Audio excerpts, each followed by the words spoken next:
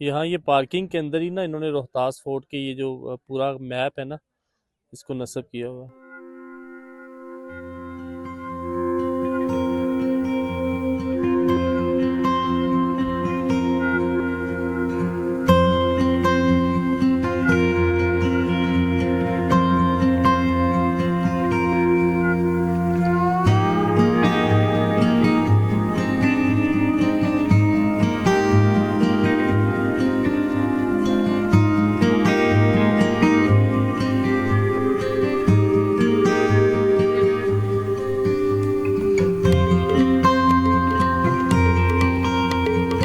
अस्सलाम वालेकुम and good morning everyone, welcome back to the channel. उम्मीद है आप सब बहुत अच्छे होंगे और बाखैर आफियत होंगे। मैं इस वक्त मौजूद हूँ दीना में और मेरे पीछे आपको नज़र आ रहा होगा जीटी रोड।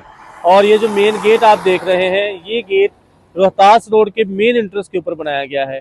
और आज के इस व्लॉग में मैं एक्सप्लोर करने वाला हूँ रोहतास फोर्ट को। रोहतास फोर्ट की जो तारीखी अहमियत है वो बहुत ज़्यादा है। इसे शेर शाह सूरी ने तकरीबन 16वीं सदी ईस्वी के अंदर तामीर करवाया था और तकरीबन हर बदलती हुकूमत का ये पोटोहार रीजन के अंदर दिफाई मरकज़ भी रहा है। और इसके बारे में सुनने में आया है कि इसको आज तक कभी किसी आर्मी ने, किसी फौज ने कभी भी पता नहीं किया। तो चलिए शुरू करते हैं आज का व्लॉग और एक्सप्लोर करते हैं रोहतास फोर्ट को।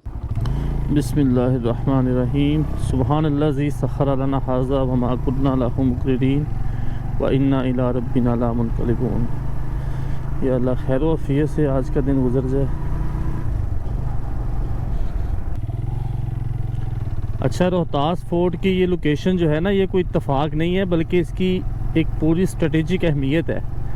आपको इस बात का अंदाज़ा यहाँ से होगा कि इसका डिस्टेंस जो है मेन जीटी रोड से वो सिर्फ 8.5 किलोमीटर है। और 16वीं सदी ईस्वी के अंदर अगर आप जीटी रोड की तारीख पढ़ें या अभी भी अगर आप इसको नक्शे पे देखेंगे ना, तो ये अभी का जो बांग्लादेश है वहाँ से ये शुरू होता है और इंडिया के दिल्ली से होता हुआ ये हमारे पाकिस्तान से गुज़रता है, पेशावर से होता हुआ ये जनाब अफ़गानिस्तान में दाखिल होता है। तो उस वक़्त जितने भी काफ़िले थे तजारती हवाले से और जितने भी अफवाज के जो लश्कर होते थे, ये उसका मेन गुज़रगाह था। तो इस हवाले से अगर देखा जाए तो रोहतास फोर्ट की जो लोकेशन है, इसकी स्ट्रेटेजिक अहमियत बहुत ज़्यादा है। अगर आप रोहतास फोर्ट के टॉप पे चढ़ें तो मेरा ख्याल है कि उस वक़्त यहाँ से मुकम्मल जो है जीटी रोड नज़र आता होगा।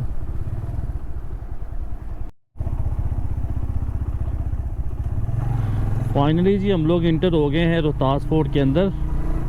और ये जिस गेट से हम लोग इंटर हुए हैं ये है ख्वास खानी गेट। इसका जो दूसरा मेन गेट है वो है सुहेल गेट और वो है दूसरे तिल्ला जोगियाँ वाली साइड से। दो इसके मरकज़ी दरवाज़े, एक जो जीटी रोड की तरफ से आता है और दूसरा जो तिल्ला जोगियाँ वाली साइड से आता है, उसको कहते हैं सुहेल गेट और ये है ख्वास खानी गेट। अंदर तो जनाबे वाला पूरे का पूरा गांव बसा हुआ है और मैंने सुना था कि इस गांव का नाम भी रोहतास है, यानी इसको रोहतास विलेज कहते हैं। और ये रोहतास फोर्ट के बिल्कुल अंदर है, आप देख सकते हैं पूरा का पूरा इंफ्रास्ट्रक्चर जो है वो गांव का बना हुआ है। तो पार्किंग वगैरह किधर है? पार्किंग वगैरह आगे ही है, 2 मिनट का रास्ता हो रहा है। और सुहेल गेट भी आ गई है? ये आगे ही है। ठीक है।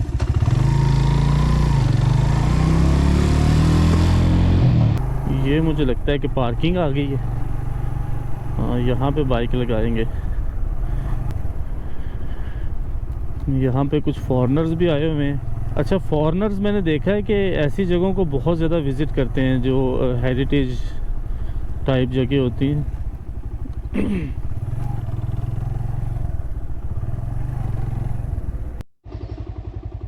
अच्छा, ये जो सुहेल दरवाज़ा है ना, ये मुझे लगता है ये सुहेल खान गाजी जो है ना, ये उसका दरबार बना हुआ है, ये उसी के नाम से होगा। अब इसकी तारीख कहाँ से मिलेगी ये मुझे देखना पड़ेगा।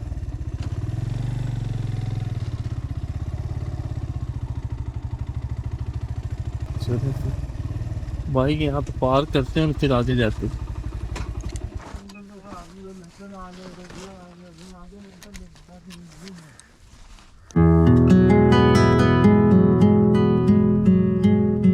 रोहतास फोर्ट साउथ एशिया के सबसे शानदार और मजबूत किलों में से एक है, जिसे शेर शाह सूरी ने मुगलों को रोकने के लिए 1541 ईस्वी के अंदर तामीर करवाया था।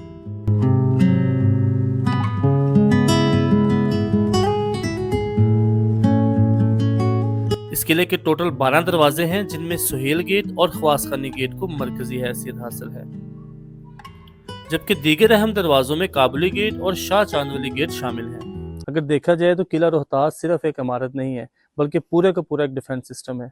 इसकी लंबी और मोटी दीवारें और ऊंचे दरवाजे और 12 किलोमीटर तक फैली हुई ये किलाबंदी उस वक्त की मिलिट्री इंजीनियरिंग का मुंह बोलता सबूत है।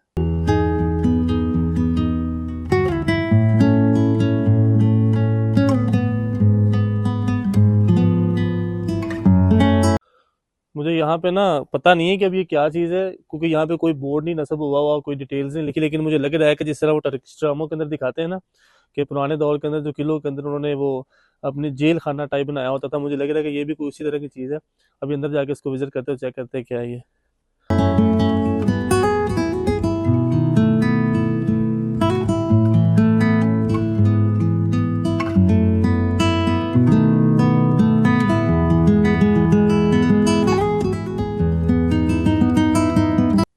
अच्छा, जो हमने सोचा था ना वैसा कुछ नहीं है। ये कोई जेल खाना या कोई वो कैद खाना टाइप नहीं है, बल्कि सिर्फ अंदर एक छोटा सा गुंबद नुमा गुलाई के अंदर जो है ना ये कौसी टाइप सा कमरा बना हुआ है। अब ये किस पर्पस के लिए इस्तेमाल होता था इसके बारे में मुझे कोई आइडिया नहीं है, और बाहर कोई इस तरह का बोर्ड भी नस्ब नहीं हुआ कि जहाँ से इसकी डिटेल्स वगैरह देख लेते।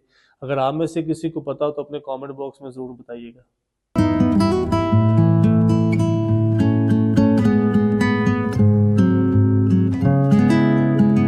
अच्छा, इस किले की जो खास बात है वो ये है कि शेरशाह सूरी ने इसको तमीर करने के बाद खुद कभी भी यहाँ पे नहीं रहा। जिस तरह दूसरे किलों के अंदर बादशाह जो थे वो अपने महल्लात बनाते थे और वहां पर अपनी सुकूनत इख्तियार करते थे, लेकिन यहाँ इस किले की खास बात यह है कि इसको सिर्फ इस इलाके पोटोहार रीजन के डिफेंस के लिए बनाया गया था और ये उसी काम आया था। इसके अलावा यहाँ पर कोई बहुत बड़ी आबादी नहीं थी। अगर आप इसका इंफ्रास्ट्रक्चर भी देखेंगे तो आपको मालूम होगा ये किला सेंटर से तकरीबन खाली है। जहाँ पर अभी एक छोटा सा गाँव जिसको रोहतास कहा जाता है वही आबाद है, और सिर्फ इसकी साइडों की जो दीवारें हैं 12 किलोमीटर लंबी जो दीवारें हैं जो किला बंदी हुई है वही हुई है। ये सिर्फ यहाँ की आर्मी के लिए था और यहाँ पर सिर्फ इसको डिफेंस सिस्टम के तहत बनाया गया था। इस किले में मौजूद राजा मान सिंह की हवेली और स्टेप वेल आज भी अपनी असल हालत में मौजूद है। अच्छा, जैसा कि मैं पहले भी जिक्र कर चुका हूँ कि इस किले को आज तक किसी आर्मी ने फतह नहीं किया, और शायद उसकी खास वजह यह है इसका डिफेंस सिस्टम। अब आप देखें यहाँ पर ये आपको जगह जगह पे पूरी दीवार में होल्स नजर आ रहे हैं, जहां से बिल्कुल छोटी जगह है, बाहर से कोई बंदा भी इसको अच्छे से वॉच भी नहीं कर सकता और इसको टारगेट भी नहीं कर सकता, लेकिन यहाँ से बड़े एहसन तरीके से किसी भी चीज को टारगेट किया जा सकता है थ्रू तीर अंदाजी के थ्रू। और यहाँ पे देखें ये होल्स बने हुए हैं। आई थिंक सो कि जब कोई बंदा दीवार चढ़ने की कोशिश करता है ना तो उनके ऊपर वो आपने कई मूवीज के अंदर देखा होगा, पुरानी जो विंटेज मूवीज होती हैं, कि उनके ऊपर गर्म तेल और इस तरह के कुछ मवाद गिरा के उनको ऊपर चढ़ने से रोका जा सकता है। तो ओवरऑल इसका डिफेंस सिस्टम इसके अंदर मजबूत और सर्विलेंस का निज़ाम बहुत अच्छा है, अच्छा था, जिस वजह से इसको शायद आज तक किसी ने पता नहीं किया। इस कदर गैर मामूली अहमियत और इस डिफेंस सिस्टम की वजह से इस किले को 1947 में यूनेस्को की वर्ल्ड हेरिटेज साइट में शामिल किया गया है।